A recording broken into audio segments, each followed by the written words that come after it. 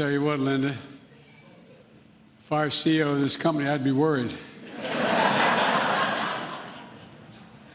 Well, good afternoon, everybody, and thank you, Jim, for the invitation to be here today, and Linda for the warm welcome today. And Congressman Sewell, Woman Sewell, thank you for all you do for the people of the state and the country and for your friendship, our friendship. I wanted to come down to Alabama to make sure that the American people know what work is this for. And by the way, you have a seat, please take it. By the way, sometimes the press is always fair with me, but every once in a while I make a mistake, not like once a speech, but at any rate, years ago when I started talking to this, for this job, I said, please take your seats. There weren't any seats, everyone was standing, there were no chairs. So I just want to make sure I check whether you had seats. Look, the American people know what work at this facility you're doing and support Ukraine's fight for freedom. And the bottom line is I came to say thank you, thank you, thank you. That's the reason I'm here. I've been in those battlefields where these missiles are fired, and I spent a lot of time going in and out of Iraq and Afghanistan, maybe a total of 40 times. And I tell you what, I've been in Ukraine a lot prior to the war and on the border since the war. And it's amazing what you've done. We see on the news every single day the atrocities and the war crimes that are being committed by Russian forces in Ukraine, directed by Vladimir Putin. And it really is gut-wrenching. We see the incredible bravery of the Ukrainian fighters defending their country with everything they have. And by the way, it's not just their warriors. It's not just their military. It's people in the street. People in the street staying behind. A lot have gotten out, 5 million, but a lot are staying, including women as well as men, staying to fight for their country. And we know that the United States is leading our allies and partners around the world to make sure the courageous Ukrainians who are fighting for the future of their nation have the weapons and the capacity and ammunition and equipment to defend themselves against Putin's brutal war. A lot of war crimes being committed. But what we don't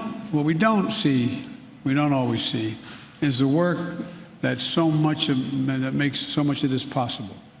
And that's you. It's not hyperbole, it's you. You make it possible.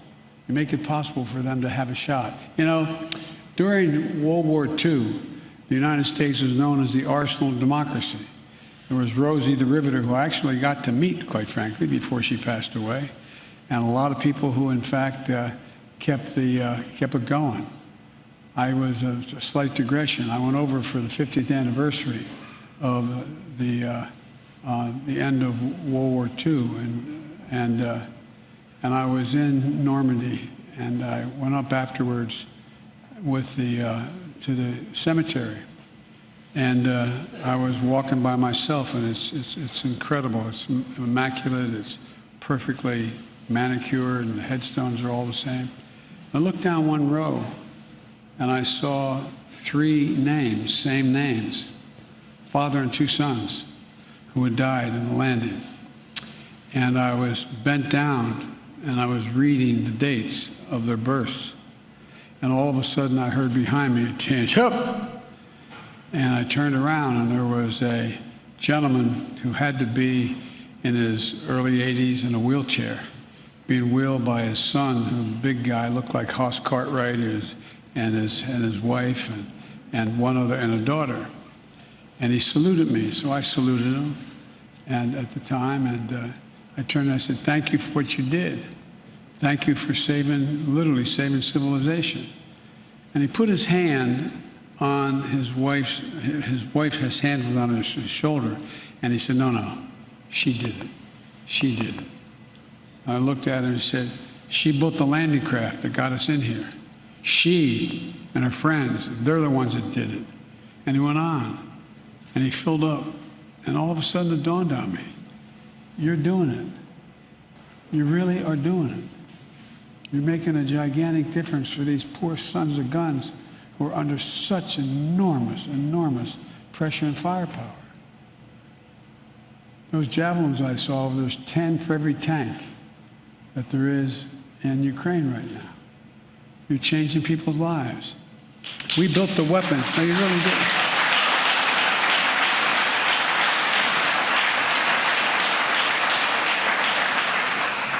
But we built the weapons and the equipment that helped defend freedom and sovereignty in Europe years ago.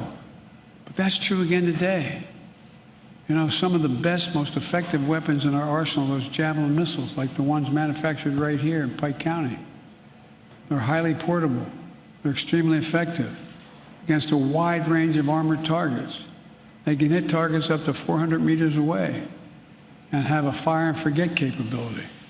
That means a person firing can, I know you know it, but it's for anybody who maybe listen, can change positions or take cover before that javelin even strikes home, it strikes the target. In fact, they've been so important, there's even a story about Ukrainian parents naming their children, not a joke, their newborn child, Javelin or Javelina, not a joke. So the brave people of Ukraine, including the many civilians who have taken up arms to defend their country, deserve every ounce of credit for pushing back the Russian assault and frustrating Putin's desire to dominate Ukraine. We're at an inflection point in history, for real. It comes along about every 6 or 8 generations, where things are changing so rapidly that we have to be in control. Folks, there's an ongoing battle in the world between autocracy and democracy. Xi Jinping, the leader of China, who I've spent more time with than any other world leader has, over 78 hours either in person or on the telephone with him. And the fact of the matter is, he's just as straightforward about it. He says that democracies cannot be sustained in the 21st century. Not a joke. They cannot be sustained because things are moving so rapidly. Democracy requires consensus, and it's hard to get consensus. Therefore, they can't keep up with an autocracy, one-man rule. But that's not going to be the case. If that happens, the whole world changes. I mean, because of you, in this first really battle, if you will, for that, to determine whether that's going to happen, is because you're making it possible. You're making it possible for the Ukrainian people to defend themselves without us having to risk getting in a third world war by sending in American soldiers fighting Russian soldiers. My dad used to have an expression. He said, the only war worse than one that's intended is one that's unintended. You're allowing the Ukrainians to defend themselves. And quite frankly, they're making fools of the Russian military in many instances. A big part of the reason they've been able to keep up fighting and to make this war a strategic failure for Russia is because the United States, together our allies and partners, have had their back. The United States alone has committed more than 5,500 javelins to Ukraine. You're changing the nation. You really are. Add to that significant supplies from our allies and partners, as well as many thousands of other anti-tank and anti-air weapons, helicopters, armored vehicles, artillery, coastal defense systems.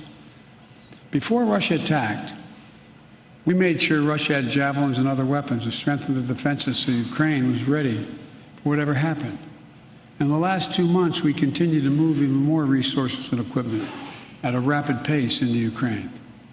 We've made sure that there are no interruptions in the flow of equipment to Ukraine. Since Russia invaded Ukraine just over 2 months ago, we have sent more than $3 billion in security assistance to Ukraine. Alone, us, not counting our allies. And that money is a direct investment in defending freedom and democracy itself. Because if you don't stand up to dictators, history has shown us they keep coming. They keep coming. Their appetite for power continues to grow.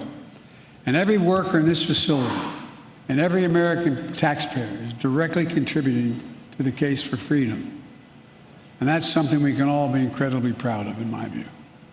Last week, I sent Congress, if you excuse a point of personal privilege, talking like an old senator, but sent a supplemental budget, a fancy way of saying we need more money, to make sure the United States can continue to send weapons directly to the front lines of freedom in Ukraine, and to continue to provide economic and humanitarian assistance to help the Ukrainian people. And I urge the Congress to pass this funding quickly to help Ukraine continue to succeed against Russian aggression, just as they did when they won the Battle of Kiev. And to make sure the United States and our allies can replenish our own stocks of weapons to replace what we've sent to Ukraine. As I said from the beginning, this fight is not going to be cheap. But caving to aggression would even be more costly. We either back the Ukrainian people as they defend their country, or we stand by as Russia continues its atrocities and aggression. I know what the answer is, and I think you all do too. I'll bet I know what the answer to this plan is. There's something else here to be understood.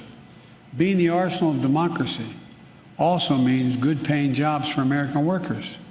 In Alabama and the states all across America where defense equipment is manufactured and assembled, 265 people here at this plant are directly employed working on the Javelin program.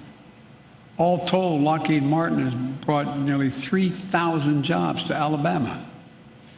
The armed forces of the United States of America is going to continue to be the best armed, most capable fighting force in the history of the world. In order to do that, we have to make sure our vital defense supplies are getting the inputs and supplies they need to produce and protect and provide the full capacity. I learned on the tour today that each of the Javelins you produce includes more than 200 semiconductors. I've been a broken record, as the press will tell you, on our need to be able to produce more semiconductors in the United States. We invented the sucker, going to the moon. We, the United States, we're the one that modernized it. We've done more than anybody else. But guess what? We stopped investing in ourselves. We stopped investing in ourselves. And so now we're back in the game, making sure that we become the primary producer of those semiconductors. Computer chips that power much of our modern lives. On our phones, our cars, almost anything that has an on-off switch. And the semiconductor is critical to defense production capacity, as you all know better than I do. That's why we're making it as hard as we can for Russia to get hold of these semiconductors and advanced technologies that it could use to upgrade its military during this conflict. And why we're taking steps to make it easier to source what we need here in the United States during the global semiconductor shortage. And there's just one more reason why Congress has to act quickly to provide the emergency funding of the so-called CHIPS Act by passing a broader bipartisan innovation act so we can produce tens of millions of these chips. There's something we have to focus on, and it's something I've focused on from my early stages of our administration. I'm determined to make sure the United States holds its technological high ground in competition with other nations, especially China, as we move forward. Folks, you know, we used to invest as a nation years ago, 35 years ago. We invested 2% of our entire GDP in research and development. We do half of that now. We do half of that. We used to be number 1 in the world. Now we're number 13 in the world. My administration, we're changing that. The United States used to own the innovation field. In fact, it was the Department of Research program that established DARPA, the first development of an anti-tank missile with advanced infrared guidance systems that culminate in today's Javelin. The Bipartisan Innovation Act is going to help reverse decades-long decline in federal research and development investment. And it should create and support entire families and expand U.S. manufacturing and strengthen our national security. Where in God's name is it written that the United States can no longer be a leading manufacturer in the world? We've created, just in the last 17 months, 465,000 permanent manufacturing jobs in America. We have the best workers, the most competent employees, the best science in the world. And by funding the CHIPS Act, we're going to ensure that semiconductors, the power of the economy, and our national security are made here in America again. Today, all of the world's most advanced chips are made overseas. But the events of the past few years have proven beyond a doubt that America's security should never be held hostage to events overseas. Not a pandemic, not a war, not the politics of ambition or other countries. Fundamentally, this is a national security issue. This is one of the reasons why the Chinese Communist Party is lobbying folks to oppose this bill. And it's an issue that unites Democrats and Republicans. So let's get it done. Let's get it done. In her introduction, Linda said she personally touched every single solitary Javelin, 50,000 that have been manufactured in this plant 20 years ago. I was worried to shake your hand. I thought you might be electrocuted. But that's where they start, right here, with American skill, American craftsmanship, American patriotism. And just a few days ago, the Wall Street Journal quoted a young Hungarian fighter saying, and I quote, "Without the javelins, it would have been very hard to stop the enemy pushing ahead," end of quote. So these weapons touched by the hands, your hands, are in the hands of Ukrainian heroes, making a significant difference. That's something each and every day you could and should be proud of. And I'm once more urging Congress to quickly pass this supplemental funding bill for over $300 billion to help the Ukrainians so they can keep all of you very, very busy for a while here. So again, let me end where I began. I came for a basic reason, from the bottom of my heart, to say thank you. Thank you, thank you, thank you what you do. Thank you what you continue to do. Unless you go out in the field and see it, you don't realize what a difference you're making. May God bless you all, and may God protect our troops. Thank you so much.